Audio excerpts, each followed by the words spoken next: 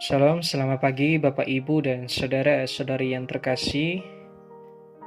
Kita bersyukur boleh berjumpa kembali dalam program Repa Renungan Pagi GKJ Mino Martani. Pagi ini landasan renungan kita terambil dari surat Kolose pasal kedua ayatnya yang ke-7. Saya akan bacakan untuk kita semua. Hendaklah kamu berakar di dalam Dia dan dibangun di atas Dia. Hendaklah kamu bertambah teguh dalam iman yang telah diajarkan kepadamu, dan hendaklah hatimu melimpah rasa syukur. Bapak, Ibu, dan saudara-saudari yang terkasih, pada pagi hari ini saya berikan tema kita adalah bersyukur. Nah, kata bersyukur seringkali kita dengar, seringkali kita tahu. Sebenarnya kita tahu bahwa hal yang mudah untuk dapat kita lakukan dalam kehidupan kita sehari-hari adalah rasa bersyukur.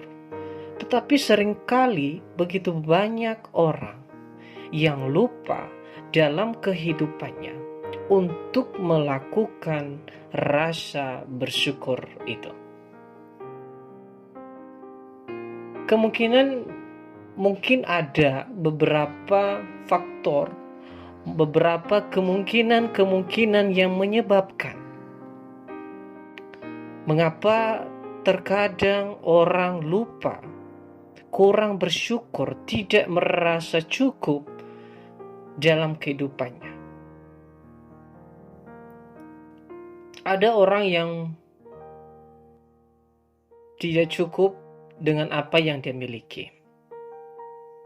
Atau terkadang melakukan setiap kegiatan, memperoleh setiap barang, itu wajar-wajar saja, atau mungkin itu hal yang biasa dalam kehidupannya. Jadi semuanya itu merasa seperti biasa-biasa saja. Atau seringkali orang mereka membandingkan dengan apa yang dimiliki oleh orang lain. Jadi terkadang dalam kehidupannya, dengan apa yang dia miliki, dengan yang dimiliki orang lain melebihi dari apa yang dimiliki, sehingga orang kurang merasa bersyukur kepada Tuhan. Jadi Bapak, Ibu, dan saudara-saudari yang terkasih, ternyata bersyukur memiliki makna tersendiri. Kalau kita melihat dalam bahasa Yunaninya adalah Eucharistia, yang memiliki makna rasa bersyukur atau rasa berterima kasih. Orang dalam kehidupannya akan merasa indah, akan merasa bahagia jikalau dia memiliki rasa bersyukur.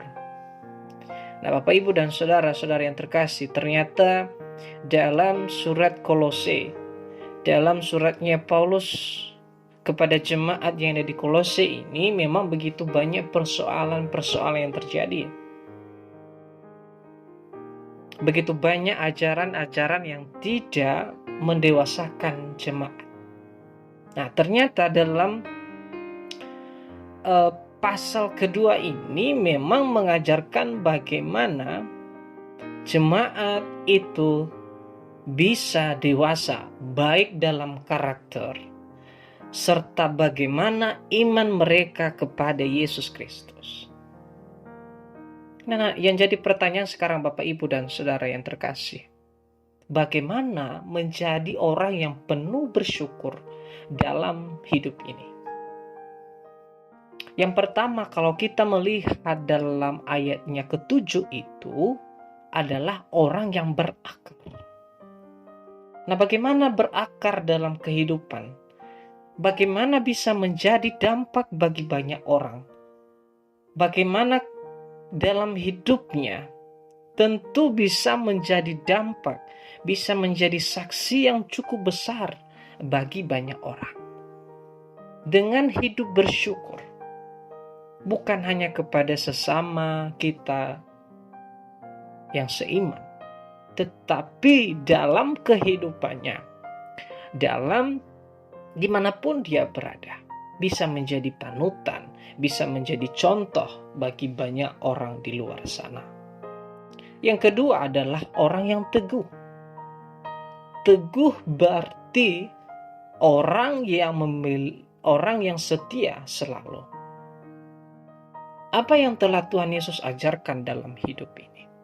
Apa yang dikatakan firman Tuhan, kita harus tetap mau melakukannya.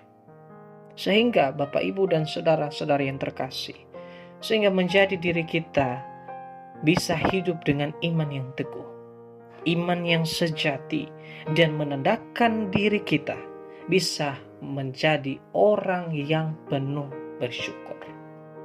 Untuk itu, Bapak, Ibu, dan saudara yang terkasih, mari segala apa yang kita alami, segala apa yang kita miliki, hari ini kita mulai dengan penuh rasa berterima kasih. Tuhan Yesus memberkati.